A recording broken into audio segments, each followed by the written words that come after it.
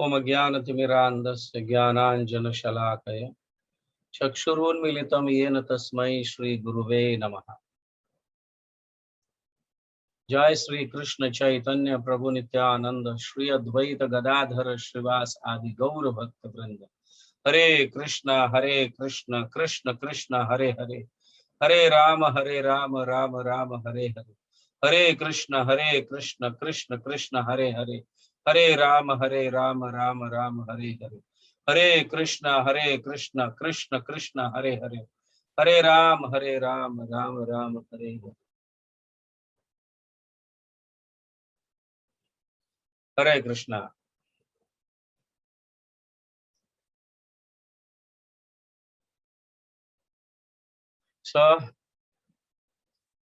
बलराम जयंती महोत्सव की जय। 2-3 दिन से हम बलराम जी विषय में चर्चा कर रहे हैं, बिकॉज बलराम जी का प्राकट्य दिन नजदीक आ रहा है। दिस संडे बलराम पूर्णिमा है। तो बलराम जी को स्वयं प्रकाश भी कहा जाता है। बलराम जी जो है स्वयं प्रकाश है, स्वयं प्रकाश, क्योंकि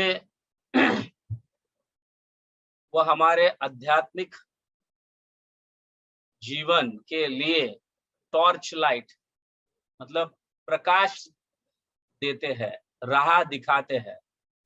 हमारे आध्यात्मिक जीवन में उन्नति होने के लिए, हाँ, हमारे इस भौतिक अंधकार जीवन में आध्यात्मिक उन्नति हो, इसलिए वो ज्ञान के माध्यम से हमें प्रकाश देते हैं ताकि हमारे आध्यात्मिक उन्नति हो। क्योंकि हम भौतिक अंधकार जगत में रहते हैं।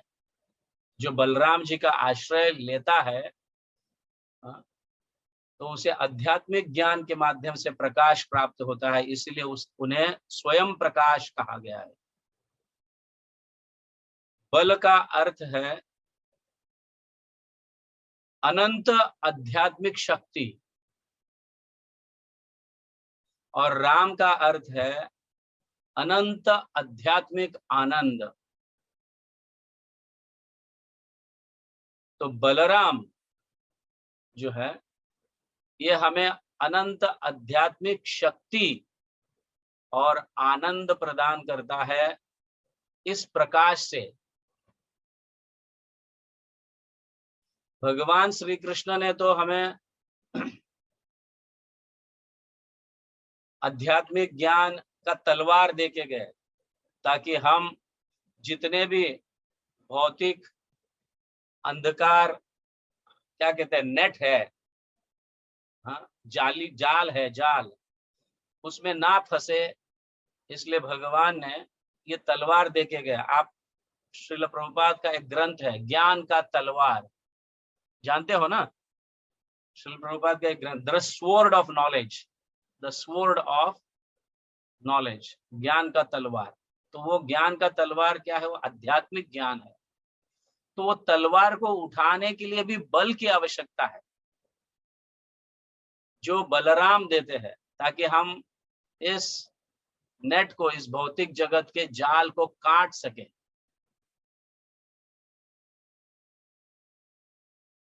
वो भी है, और सेवा करने के लिए भी बल देते हैं श्री बलराम। सेवा करने के लिए भी, भगवान की सेवा करने के लिए भी, हाँ, मानसिक बल कहो या शारीरिक बल कहो, ये भी बलराम देते हैं। क्योंकि मानसिक बल और शारीरिक बल भगवान की सेवा के लिए तभी पूर्ण रूप से प्राप्त हो सकता है जब हम इन 6 दोष जो है हमारे हृदय में बैठे हैं, काम क्रोध लोभ मोह मद मत्सर, तो उसको आप देखिए, जब देवकी और वसुदेव कंस के कारागार में थे, तो सबसे प्रथम तो 6 पुत्र मारे गए। एम आई राइट? कंस ने 6 पुत्रों को मारा। वो 6 पुत्र जो है वो कौन थे? मरीचिस थे, मरीचिस, who were offenders, भयानक अपराध किए हुए मरीचिस जो है वो पहले जन्म लिए देवकी के गर्भ में, जिनको कंस ने मारा। और उसके उपरांत बलराम प्रकट हुए देवकी के गर्भ में एज अ 7th चाइल्ड, 7वां पुत्र के रूप में प्रकट हुए। तो जब तक हम ये 6 दोषों को नष्ट नहीं करेंगे, हमारे हृदय से निकाल कर फेंकेंगे नहीं, या इन 6 दोषों से दूर नहीं रहेंगे, तब तक गुरु की प्राप्ति होना संभव नहीं है, ऐसा कहा गया। श्री बलदेव जो है, बलराम जो है, वो गुरु है, आध्यात्मिक गुरु है, आध्यात्मिक ज्ञान है, स्वयं प्रकाश है। तो ये 6 दोष हमारे हृदय से जब तक निकल नहीं जाएंगे, बलराम जी का प्राकट्य गुरु के रूप में हमारे हृदय में नहीं होगा। और गुरु जब ये स्वयं प्रकाश देते हैं, ज्ञान देते हैं, राह दिखाते हैं हमारे आध्यात्मिक उन्नति के लिए, तब कृष्ण की प्राप्ति होती है। समझ रहे? तब कृष्ण की प्राप्ति होती है। बलराम पहले प्रकट होते हैं और उसके उपरांत फिर कृष्ण दर्शन देते हैं।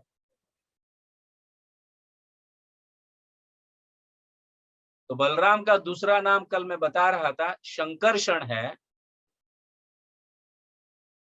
तो भगवान ने योग माया को आज्ञा दी कि शंकरषण को, मतलब बलराम जी को, देवकी के गर्भ से निकालकर रोहिणी के गर्भ में स्थापित किया जाए। तो माया, योग माया ने बलराम जी को देवकी के गर्भ से निकालकर रोहिणी के गर्भ में स्थापित किए। जब रोहिणी मिलने गई थी देवकी को कारागार में, तो कंस को लगा ये गर्भपात हुआ देवकी का। सो भगवान ने योग माया के माध्यम से उनके हृदय में कंफ्यूजन भी तैयार किए। समझ गए ना? कंफ्यूजन, ये स्थानांतरित करना, इस गर्भ से उस गर्भ में स्थानांतरित करना, का अर्थ है, क्योंकि बलराम जो है स्वयं आदि गुरु है, तो अन्य स्थानों में हमें प्रचार करने के लिए जाना चाहिए ताकि कृष्ण की प्राप्ति हो।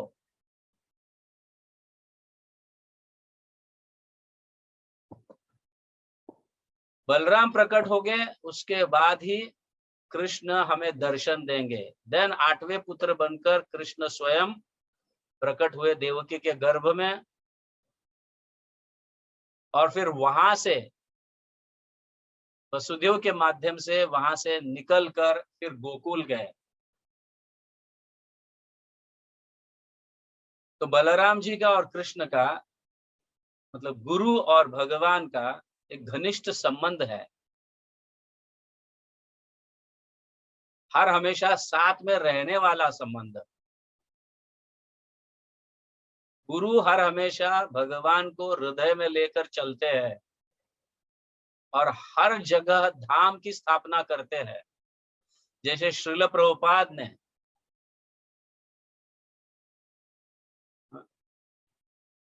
अपने हृदय में भगवान को लेकर अमेरिका में धाम की स्थापना की। कई अन्य 108 से ज्यादा जगह में मंदिरों की स्थापना की, मतलब राधा कृष्ण की स्थापना की, धाम की स्थापना की। तो ये गुरु के गुण है। सच्चे गुरु या शुद्ध भक्त, आचार्य, भगवान के शुद्ध भक्त, उनके ये लक्षण है, उनके ये गुण है कि वो अपने हृदय में भगवान को लेकर हर हमेशा चलते हैं और धाम की स्थापना करते रहते हैं। कृष्ण को आकर्षित करते हैं। बलराम हाँ गोकुल में रहते थे, आखिर में कृष्ण को भी वहां पे ही आना पड़ा। वो कारागार में नहीं रहे। जहां पे गुरु है वहां पे कृष्ण है, जहां पे संकीर्तन है वहां पे कृष्ण है, जहां पे भक्ति है वहां पे कृष्ण है।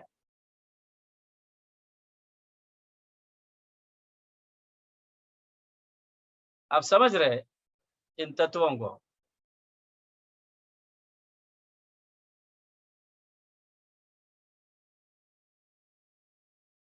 You are clear? Hare Krishna. Don't sit like a statue. Are you clear? So जब तक बलराम की कृपा नहीं होगी तब तक कृष्ण की प्राप्ति संभव नहीं है। सो पहले बलराम की कृपा होगी। बलराम की कृपा तभी होगी जब तक हम इन 6 दोष को, जो हमारे हृदय में राक्षस रहते हैं, हाँ, काम क्रोध लोभ मोह मद मत्सर के रूप में राक्षस को जब तक, या ऑफेंडर्स कहो, अपराधी, वो जो अपराध करने के लिए प्रेरित करते हैं, इनको हमारे हृदय से जब तक निकालेंगे नहीं तब तक गुरु की प्राप्ति नहीं होगी। क्योंकि बलराम आदि गुरु है। कल हम चर्चा कर रहे थे, बलराम इज आदि गुरु। और जितने भी गुरु है, वैष्णव गुरु, जो भगवान कृष्ण की भक्ति के विषय में चर्चा करते हैं, भक्ति देते हैं, वितरण करते हैं, हाँ, कृष्ण के, वो सारे गुरु जो है वो बलराम के अंश है, बलराम के विस्तार है। ये सभी गुरु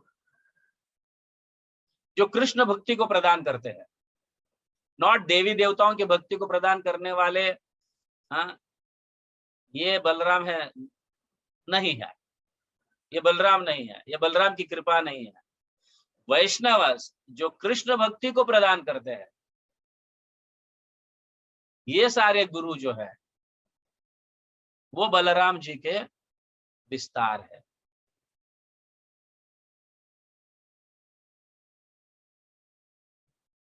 आप समझ गए? सो बलराम एंड देन कृष्ण के दर्शन। पहले बलराम, पहले गुरु के दर्शन, एंड देन कृष्ण के, भगवान के दर्शन, या भगवान की प्राप्ति, या भगवान के भक्ति की प्राप्ति, whatever you say. So without the mercy of Balaram, one cannot achieve Krishna bhakti.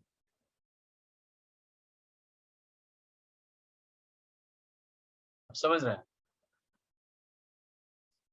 सो इस लीला से, बलराम के आविर्भाव से, हाँ, बलराम का आविर्भाव कैसे हुआ? हाँ, बलराम के 2 माँ है, एक देवकी और दूसरी रोहिणी, और दोनों भी वसुदेव की पत्नी है।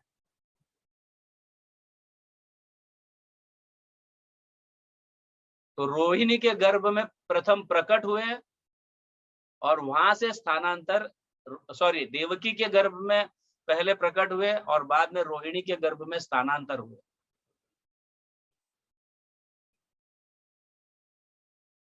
एंड देन फिर देवकी के गर्भ में कृष्ण प्रकट हुए और वापस फिर गोकुल, मतलब वो गोकुल गए। That indicates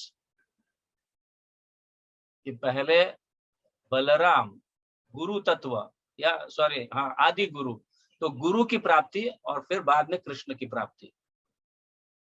without Guru you can not gate Krishna. गुरु के बिना भगवान की प्राप्ति संभव नहीं है। अगर कुछ लोग ऐसे कह रहे हैं हम भगवान की प्राप्ति करेंगे और या कर लिए हैं गुरु के बिना, तो ये सब ढोंग है। You can not cheat Balram. क्योंकि बलराम शक्तिशाली है। हमारे हृदय में जो 6 दोष है उनको भी नष्ट करने में उनमें शक्ति है। उनसे प्रार्थना करोगे तो ये सारे जो ऑफेंसिव नेचर के जो गुण है हमें, हाँ, काम क्रोध लोभ मोह मद मत्सर के रूप में बैठे हुए हैं, इनको निकालने की शक्ति जो है वो बलराम की है।